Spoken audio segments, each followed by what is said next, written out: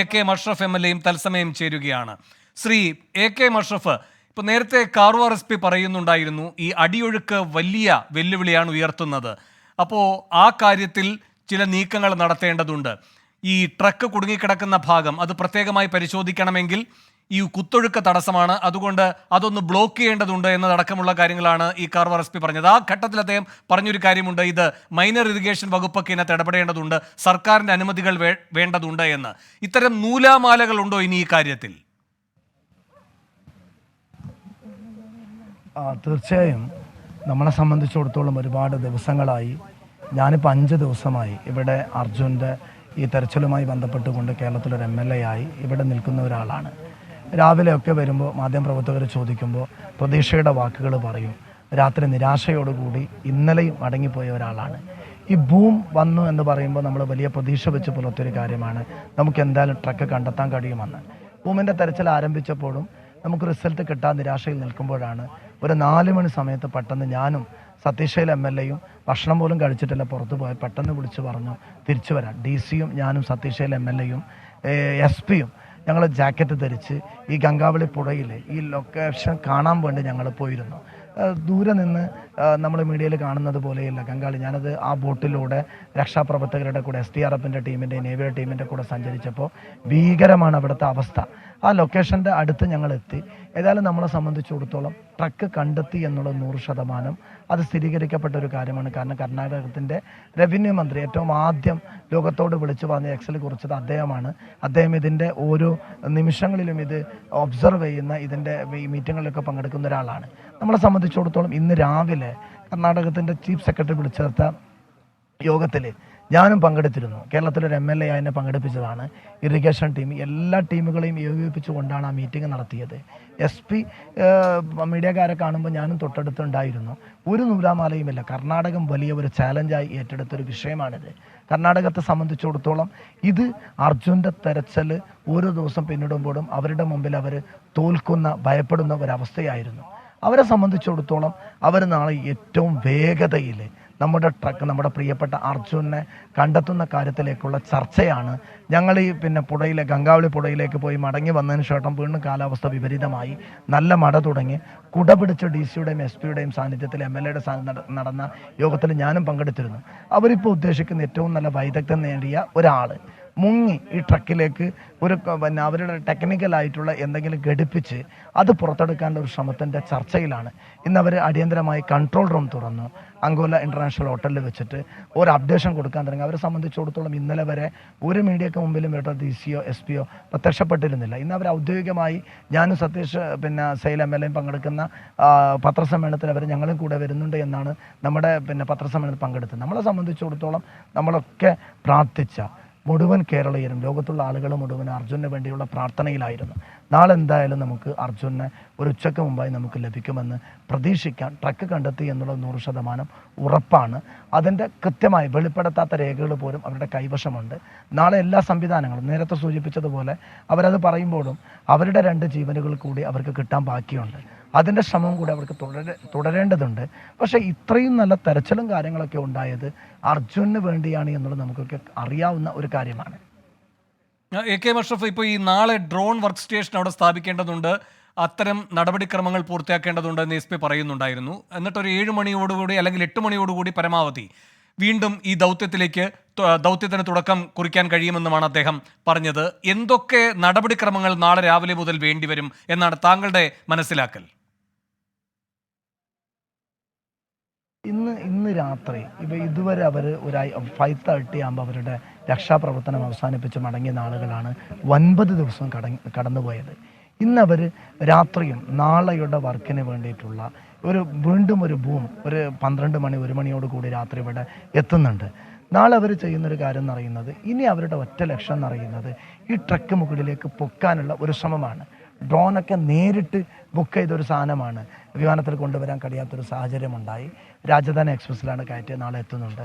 പക്ഷെ ഇന്നവർ ഇനിയുള്ള ഈ ഒരു 4 മണിക്ക് ശേഷം അവരെ മൊത്തം ഫോക്കസ് എല്ലാ സംവിധാനം ഏകോപിപ്പിക്കുന്നത് ട്രക്ക് മുകളിലേക്ക് പൊക്കാനുള്ള ഒരു ശ്രമം എന്നുള്ള കാര്യം നമുക്ക് 100% അറിയാം. നാളെയോടുകൂടി അവർ ഇപ്പോൾ അവിടെ ഒരു എത്താൻ വേണ്ടിയിട്ടുള്ള ഇത് നമ്മൾ നേരത്തെ ബൂം തെരച്ചിൽ നടത്തിയ ഈ കൃഷ്ണൻ എന്ന് പറയുന്ന ആളുടെ തട്ടുകടയുടെ പിറകു വശത്തല്ല, കുറച്ചുകൂടി ദൂരെയാണ് ഈ ലൊക്കേഷൻ കണ്ടെത്തിയിട്ടുള്ളത്. അവിടത്തേക്ക് എത്താൻ വേണ്ടിയിട്ടുള്ള കല്ലുകൾ അവർ തയ്യാറാക്കുന്നുണ്ട്. അവിടത്തേക്ക് എത്താനുള്ള ഏതെങ്കിലും രീതിയിലുള്ള ഒരു നിൽക്കാനുള്ള ബേസ് ഒരുക്കാനുള്ള ശ്രമം അവർ നടത്തുന്നുണ്ട്. ഈ ചർച്ചകളൊക്കെ അവർ വളരെ വേഗതയിൽ നടത്തുന്നുണ്ട്. ഇതിനുശേഷം ബന്ധപ്പെട്ട എല്ലാവരും, കർണാടക CM അടക്കമുള്ള, റവന്യൂ മന്ത്രി അടക്കമുള്ള ആളുകൾ അലേർട്ടായി. അവർക്കൊക്കെ ഇതൊരു വലിയൊരു അഭിമാന പ്രശ്നമായിരുന്നു അർജുനെ കണ്ടെത്തണമെന്നുള്ളത്. അവരതിനു വേണ്ടിയുള്ള ഒരു വലിയ ഏകോപന ശ്രമം നടത്തിക്കൊണ്ടിരിക്കുകയാണ്. നാളെ എന്തായാലും കഴിഞ്ഞ തുടക്കത്തിൽ വന്ന ഒരു വലിയ പാളിച്ചകൾ തന്നെ അവരെ വലിയ രീതിയിൽ അവരെ വിഷമിപ്പിച്ചൊരു കാര്യമാണ്. അതിനുശേഷം അവർ ഓരോ ഘട്ടങ്ങളിലും ഓരോ മണിക്കൂറുകളിലും വലിയ രീതിയിലുള്ള ഇടപെടലുകളാണ് നടത്തിയിട്ടുള്ളത്. നമുക്ക് എടുത്തു പറയേണ്ട ഒരു കാര്യമാണ്. നാളെ ഇനി അവരുടെ ഒറ്റ ലക്ഷ്യമേ അവർക്കുള്ള ഈ ട്രക്ക് പൊക്കാനുള്ള ഏതൊക്കെ ലോകത്തുള്ള സംവിധാനങ്ങൾ അവരുടെ കയ്യിലുണ്ടോ അതൊക്കെ അവർ ഉപയോഗിക്കും. അതിനുവേണ്ടിയുള്ള ഒരു ചർച്ചയാണ് DC-യും SP-യും ഇവിടുത്തെ MLA സതീഷ് അടക്കമുള്ള ആളുകൾ ഇന്ന് അവസാനം പിരിയുന്ന സന്ദർഭത്തിൽ അവിടെ നടത്തിയത്. ഈ റിട്ടയർഡ് മേജർ ജനറൽ ഇന്ദ്രപാലുമായി താങ്കൾക്ക് ആശയവിനിമയം നടത്താൻ കഴിഞ്ഞോ? അദ്ദേഹം എപ്പോൾ എത്തും? അദ്ദേഹത്തിന്റെ ദൗത്യം എന്താണ് നാളെ? അദ്ദേഹത്തിന് ഇന്ദ്രപാലിനോട് നേരത്തെ നമുക്ക് ഈ അർജുൻ്റെ ലൊക്കേഷൻ കണ്ടെത്താത്ത ഒരു സാഹചര്യത്തിൽ തന്നെ ഇന്നലെ മുതൽ അദ്ദേഹം എത്തുമെന്ന് പറഞ്ഞുകൊണ്ടേയിരുന്നു. അദ്ദേഹം അവിടെ എത്തി ചർച്ച നടത്തുന്ന സന്ദർഭത്തിൽ എനിക്ക് അദ്ദേഹത്തോട്, മലയാളിയാണ് റിട്ടയർഡ് മേജർ, അദ്ദേഹത്തോട് ആശയവിനിമയം നടത്താൻ ഞാൻ ശ്രമിച്ചിരുന്നു. കാലാവസ്ഥ നല്ല കോരിച്ചൊരിയുന്ന മഴ പെയ്തു. കാലാവസ്ഥ പ്രതികൂലമായി ബാധിച്ചൊരു സാഹചര്യത്തിൽ അദ്ദേഹത്തെ കാണാൻ കഴിഞ്ഞിട്ടില്ല. ഞാനിപ്പോൾ അദ്ദേഹത്തോട് ഒരു 8:30-9 മണിക്ക് കാണാനുള്ള ശ്രമം നടത്തുന്നുണ്ട്. കുറച്ചുകൂടി എന്നാൽ കഴിയുന്ന രീതിയിൽ അർജുൻ്റെ കാര്യത്തിലുള്ള ഇവിടുത്തെ കുറച്ച് ഡാറ്റയും കാര്യങ്ങളൊക്കെ അദ്ദേഹത്തോട് പറയാൻ വേണ്ടി. തീർച്ചയായും അദ്ദേഹവും നാളത്തെ ഓപ്പറേഷൻ നേതൃത്വം കൊടുക്കുന്നത് അദ്ദേഹം എന്നാണ് DC എന്നോടും ഇവിടുത്തെ MLA-യോടും പറഞ്ഞിട്ടുള്ളത്. ശ്രീ AK മഷ്റഫ്, ഇപ്പോൾ താങ്കൾ നേരത്തെ പറയുകയുണ്ടായല്ലോ, താങ്കൾ ഈ സ്ഥലത്തേക്ക് തന്നെ പോയി അവിടുത്തെ ഈ ദൗത്യ സംഘത്തിനൊപ്പം SDRF സംഘത്തിനൊപ്പം ബോട്ടിൽ അങ്ങോട്ടേക്ക് പോയി എന്ന് പറയുകയുണ്ടായല്ലോ. അതെന്തായിരുന്നു? ആ അനുഭവം എന്തായിരുന്നു? തീർച്ചയായും ഞാനിപ്പോൾ ഇവിടെ ഒരു കേരളത്തിലെ അതിർത്തിയിലെ ഒരു MLA എന്ന നിലയ്ക്ക് മനുഷ്യത്വത്തിൻ്റെ ഭാഗമായി, അതോടൊപ്പം ഞാൻ ആ സമയത്ത് പ്രതിപക്ഷ നേതാവ് VD സതീശനും പാണക്കാട് സാദിഖ് അലി ശിഹാബ് തങ്ങളും കുഞ്ഞാലിക്കുട്ടി സാഹിബും നിർബന്ധമായും നീ ഒരു കന്നഡ അറിയുന്ന ഒരാളാണ്, അർജുനു വേണ്ടി ലോകം മുഴുവനും മലയാളികൾ പ്രാർത്ഥിച്ചുകൊണ്ടിരിക്കുന്ന ഒരു സന്ദർഭത്തിൽ പോകണം എന്ന് പറഞ്ഞപ്പോൾ ഞാൻ ഇങ്ങോട്ടേക്ക് പുറപ്പെട്ട ഒരാളാണ്. ഓരോ ദിവസവും മറക്കാൻ കഴിയാത്ത ഒരുപാട് വേദനകളോടുകൂടിയാണ് ഞാൻ എൻ്റെ റൂമിലേക്ക് മടങ്ങിയത്.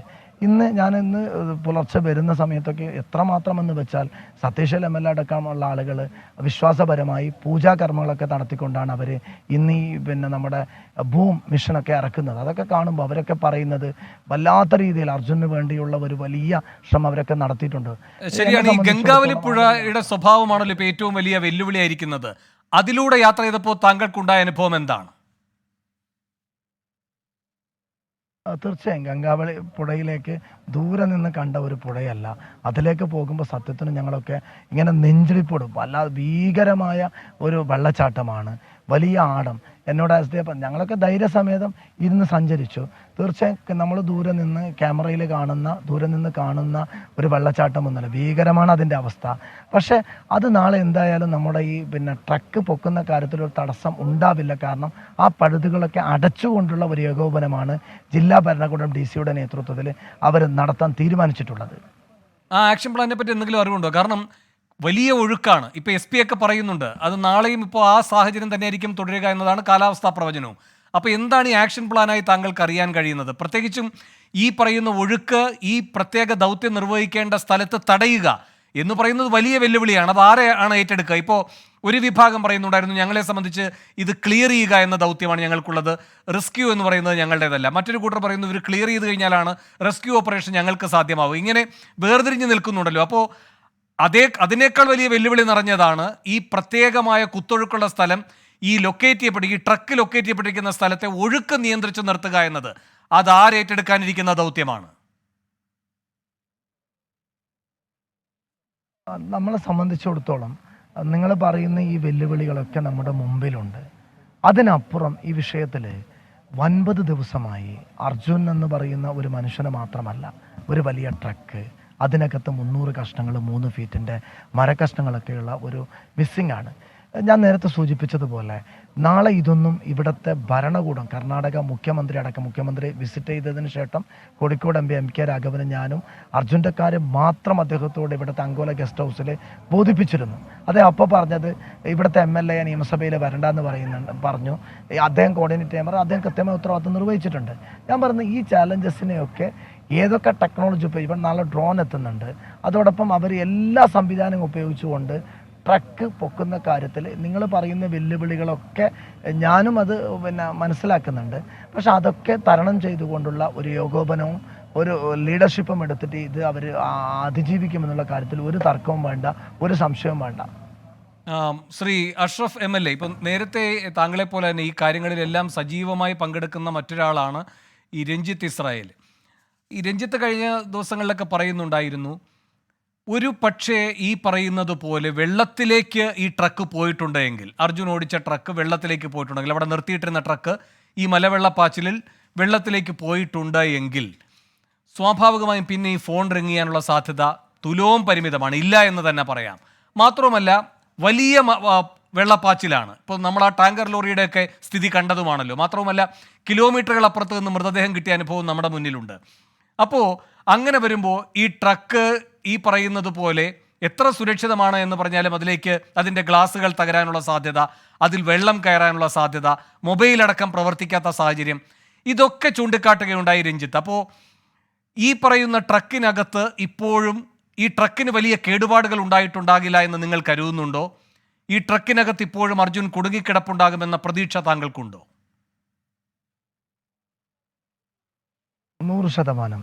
ഇതിൽ ഞാനിപ്പോൾ ഇത്ര ദിവസങ്ങൾക്കിടയിൽ ഓരോ ദിവസവും ചർച്ചകളും അറിവ് നേടിയതൊക്കെ ഒറ്റ അർജുനുമായി ബന്ധപ്പെട്ടുകൊണ്ട് ഉള്ള വിഷയങ്ങളിലായിരുന്നു. മീഡിയാസൊക്കെയുള്ള എല്ലാ ചർച്ചകളിലും നമ്മളിവിടെ അർജുൻ കൃത്യമായി അവരുടെ ചീഫ് സെക്രട്ടറിയുടെ സാന്നിധ്യത്തിലുള്ള യോഗത്തിനേക്കാളും ഇന്നലെ മീഡിയകളെ കണ്ട് മടങ്ങിയതിന് ശേഷം ഏറ്റവും വൈദഗ്ധ്യം നേടിയ ഒരാളെ ഇവിടുത്തെ IPS ഓഫീസർ നാരായണ SP ബാംഗ്ലൂരിൽ നിന്ന് വിളിപ്പിച്ച് അദ്ദേഹം എൻ്റെയും സതീഷ് MLA മുമ്പിലും കൃത്യമായി അർജുൻ്റെ വണ്ടി രാത്രി സഞ്ചരിച്ച ടോൾ ബൂത്ത്, അതിൻ്റെ പിറകിലുള്ള വാഹനം, മുമ്പുള്ള വാഹനം, അർജുന് കിടന്നുറങ്ങുന്ന സമയത്ത് പാസ്സായവരുള്ള ലോറിക്കാരൻ അർജുനോട് പുലർച്ചെ 5 മണിക്ക് നീ വരുന്നോന്ന് ചോദിക്കുന്ന കാര്യങ്ങളൊക്കെ ഒരു ഡാറ്റ വെച്ച് എന്നോട് പറഞ്ഞിരുന്നു. നമ്മളെ സംബന്ധിച്ചിടത്തോളം ഇവിടെ മനസ്സിലാക്കേണ്ട ഒരു കാര്യം, തീർച്ചയായും അർജുന് അതിൻ്റെ അകത്ത് ഇത് അവർ തുടക്കം മുതൽ പറയുന്നൊരു കാര്യമാണ്. നമ്മളിവിടെ മനസ്സിലാക്കേണ്ട ഒരു കാര്യം, ഇപ്പോൾ ഞാൻ എത്തിയപ്പോൾ മലയാളി രക്ഷാപ്രവർത്തകർ, രഞ്ജിത്ത്, അർജുൻ്റെ ഫാമിലി, ജിതിനടക്കമുള്ള ആളുകൾ എല്ലാവരും GPS ലൊക്കേഷന്, നമ്മുടെ ഈ മൊബൈലിൻ്റെ റിങ്, മൊബൈലിൻ്റെ അവസാനത്തെ ലൊക്കേഷനൊക്കെ വെച്ചുകൊണ്ട് നമ്മൾ ആ കുമിഞ്ഞുകൂടിയ മണ്ണ് മാറ്റാനാണ് ആവശ്യപ്പെട്ടത്. അപ്പോഴും SP DC ഇവിടുത്തെ MLA എന്നോട് തർക്കിച്ചു കൊണ്ടേയിരുന്നു. ഞാൻ അവരെ കന്നഡയിൽ സംസാരിച്ച് പറയും, ഇവിടെ ഇല്ല ഞങ്ങളല്ല പറയുന്നത്, ഇത് പുഴയിലാണെന്ന്. നമ്മളന്ന് തർക്കിച്ചത് ഒരിക്കലും പുഴയിലല്ല. രഞ്ജിത്തിനെ പോലെയുള്ള അവരുടെ ഫാമിലിയുടെ വികാരം നമ്മൾ 3 ദിവസം ആ തെരച്ചിൽ നടത്തി. എന്നിട്ട് റഡാർ കൊണ്ടുവന്ന് പരിശോധിക്കുമ്പോൾ ഒരു പ്രാവശ്യം ഞാൻ അതിൻ്റെ അകത്തുണ്ട്, പെട്ടെന്ന് പറഞ്ഞു നമുക്ക് ട്രക്ക് കിട്ടിയെന്ന്. അതൊരു വലിയ മെസ്സേജായി. അവസാനം ഇവിടുത്തെ പാറക്കല്ലുകൾക്ക് നല്ല ഇരുമ്പിൻ്റെ അംശങ്ങളുള്ളത് കൊണ്ട് അത് പെട്ടെന്ന് റഡാറിൽ ട്രക്ക് പോലെ കണ്ടെത്തി എന്ന് പറഞ്ഞു. 3 പ്രാവശ്യം ഈ സിഗ്നൽ കണ്ടെത്തിയിട്ട് പോലും നമ്മൾ നിരാശപ്പെടേണ്ട ഒരവസ്ഥ നമ്മുടെ മുമ്പിലുണ്ടായി. നമ്മുടെ അർജുൻ എന്തായാലും ഈ ഭാരത് ബെൻസ് ലോറിയിൽ കിടന്നുറങ്ങിയ ഒരാളാണ്. ഇത് നേരെ ഈ വലിയ ഇടിച്ചൽ വന്നപ്പോൾ പുഷായി തലകീടായി മറിഞ്ഞിട്ടാണ് ഇത് വീണത് എന്നാണ് ഈ ഇത്രയും ദിവസങ്ങളുടെ ചർച്ചകൾക്കിടയിൽ അവിടുത്തെ ആളുകൾ മുഴുവനും സംസാരിക്കുന്നത്. ആർമിയുടെ ഞാൻ ഉദ്യോഗസ്ഥന്മാരുമായി കുറേ സമയം അവിടെ ഇരിക്കുമ്പോൾ സംസാരിച്ചിരുന്നു. നമ്മുടെയൊക്കെ ചോദ്യം, 3 ഫീറ്റുള്ള 300 മരക്കഷ്ണങ്ങൾ ഒരു ബോക്സിലല്ല, ഒരു കയറുകൊണ്ടാണ് കെട്ടിയിട്ടുള്ളത്. ഒരു മരക്കഷ്ണം പോലും നമുക്ക് കിട്ടണ്ടേ എന്നുള്ളൊരു ചോദ്യം എല്ലാ ദിവസവും നമ്മൾ ഉയർത്തിയിരുന്നു. നമ്മളെ സംബന്ധിച്ചിടത്തോളം അത്ര ലോക്ക്ഡായി, വളരെ ഈസിയായി, ഈ വേഗതയിൽ തന്നെ നമ്മളെ തലകീടായി മറിഞ്ഞതാണെങ്കിൽ തീർച്ചയായും നമുക്ക് ഈ ട്രക്കിനകത്ത് അർജുൻ എന്തായാലും ഉണ്ടായിരിക്കുമെന്ന് തന്നെയാണ് നമ്മുടെ വിശ്വാസം. അതേ രീതിയിലാണ് ഇവിടുത്തെ ചർച്ചകളിലും ഇവിടുത്തെ മീറ്റിങ്ങുകളിലും നമുക്ക് അറിയാൻ കഴിയുന്നത്. അഷ്റഫ് MLA, ഇതിനകത്ത് നമുക്ക് ഈ അർജുനെ കണ്ടെത്തലൊരു കാലതാമസത്തിന് നമ്മുടെ സംശയങ്ങളും ഒരു കാരണമായോ? കാരണം പ്രധാനമായും ഈ റോഡ് കേന്ദ്രീകരിച്ച് ആ ഭാഗം കേന്ദ്രീകരിച്ച് കരയിൽ തന്നെ ആയിരിക്കും ഈ മണ്ണിനടിയിൽ ഈ ട്രക്കും അർജുനുമൊക്കെ പെട്ടിട്ടുണ്ടാവുക എന്ന് നമ്മൾ തുടർച്ചയായി പറയുന്നുണ്ടായിരുന്നു. ഈ റവന്യൂ മന്ത്രിയൊക്കെ ആദ്യഘട്ടത്തിൽ തന്നെ അത് തള്ളിക്കളയുമ്പോഴും അത് ശരിയായ സമീപനമല്ല എന്ന് പറഞ്ഞ് കർണാടക അധികൃതരെ സംശയിക്കുകയായിരുന്നു, മാധ്യമങ്ങളായാലും നിങ്ങളായാലും എല്ലാവരും. ഇത് ഒരുപക്ഷെ ഈ ദൗത്യത്തെ ഇത്രയും കാലതാമസമുള്ള ഒന്നാക്കി മാറ്റി എന്ന ഒരു തോന്നൽ താങ്കൾക്കുണ്ടോ? തീർച്ചയായും തുടക്കം മുതൽ ഞാനടക്കമുള്ള ആളുകൾ, കാരണം നമ്മളെ സംബന്ധിച്ചിടത്തോളം നമ്മൾ മലയാളികൾ ഒരുപാട് രക്ഷാപ്രവർത്തകർ, നമ്മുടെ നേരത്തെ സൂചിപ്പിച്ചതുപോലെ രഞ്ജിത്ത് അടക്കമുള്ള ഈ ലോറിയുടെ മനാഫ് അടക്കമുള്ള ആളുകൾ, നമ്മൾ അന്ന് വലിയൊരു ടെൻഷൻ നമ്മുടെ മുമ്പിലുള്ളത് മൊബൈൽ റിംഗ് ചെയ്തു, അർജുൻ ജീവനോടെ ഉണ്ടാകും, ഭാരത് ബെൻസ് ലോറിയുടെ കുറേ പ്രൊട്ടക്ഷനും കാര്യങ്ങളൊക്കെ സൂചിപ്പിച്ചുകൊണ്ടൊരു ചർച്ചയാണ് അന്ന് വന്നത്. നമ്മൾ എന്തായാലും ആ തുടക്കത്തിൽ തന്നെ, ഞാനിപ്പോഴും സതീശൈൽ MLA ഒക്കെ എന്നോട് പല രീതിയിലും തർക്കിച്ച ഒരാളാണ്, SP യും DC ഒക്കെ. ഞാൻ കൃഷ്ണ ബൈരേഖ ഇവിടെ വന്നപ്പോൾ ഞാൻ അദ്ദേഹത്തോടും, അദ്ദേഹം മണിക്കൂറുകൾ നിൽക്കുമ്പോൾ ഞാൻ സംസാരിക്കുമ്പോൾ അദ്ദേഹം പറഞ്ഞു, ഈ മണ്ണിനകത്തല്ല ഈ പുഴയിൽ നമ്മളാണ് ഏറ്റവും കൂടുതൽ വാദിച്ചത്, നമ്മളാണ് അത് എടുക്കാൻ വേണ്ടി നിർബന്ധിച്ചത്. അത് ഈ ഒരു ഡിലേ വന്നു എന്നുള്ള കാര്യത്തിൽ ഒരു സംശയമില്ല. ആ ഡിലേ വന്നു. പക്ഷെ നമ്മളെ സംബന്ധിച്ചിടത്തോളം അതൊരു തെറ്റെന്ന് പറയാൻ കഴിയില്ല. നമ്മളൊരു ഈ GPS ലൊക്കേഷനും ഈ മൊബൈലിലെ സിഗ്നലൊക്കെ വെച്ച് ആ സ്ഥലത്താണ് ഈ ലോറിയിൽ അർജുൻ കിടന്നുറങ്ങിയത്. ആ നമ്മുടെ ഈ തട്ടുകടയുടെ ഓപ്പോസിറ്റാണ്. അവിടെ മിഡിലായി ഒരു ചെറിയ രീതിയിലുള്ള ഡിവൈഡറുണ്ട്. ഈ ഡിവൈഡറിനിടയിൽ എങ്ങനെ പുഴയിലേക്ക് മറിയുമെന്നൊക്കെയുള്ള ഒരുപാട് ചോദ്യങ്ങൾക്കിടയിലാണ് നമ്മളിവിടെ 100% മണ്ണ് മാന്തി മാറ്റാൻ നമ്മൾ ശ്രമിച്ചത്. അതൊരു ഡിലേ വന്നു എന്നുള്ളത് ഒരു യാഥാർത്ഥ്യമാണ്. വളരെ നന്ദി ശ്രീ AKM അഷ്റഫ് MLA ഇത്രയും നേരം ഞങ്ങൾക്കൊപ്പം ചെലവഴിച്ചതിന്. മാത്രമല്ല, ഏറ്റവും പ്രധാനപ്പെട്ട കാര്യം നാളത്തെ ദൗത്യമാണ്. അതുമായി ബന്ധപ്പെട്ട കാര്യങ്ങളിൽ ഈ ഇന്ദ്രബാലിൻ്റേതടക്കമുള്ള സാന്നിധ്യമുണ്ട്. ഇന്ദ്രബാലുമായി താങ്കൾ അല്പസമയത്തിനകം സംസാരിക്കുമെന്നും താങ്കൾ ഇപ്പോൾ പറയുകയുണ്ടായി. ആ കാര്യങ്ങളിൽ തന്നെ തുടർന്നും വ്യാപൃതനാവുക. നാളത്തെ ദിവസം നമ്മളെ സംബന്ധിച്ച് അത്രമാത്രം പ്രധാനമാണ്.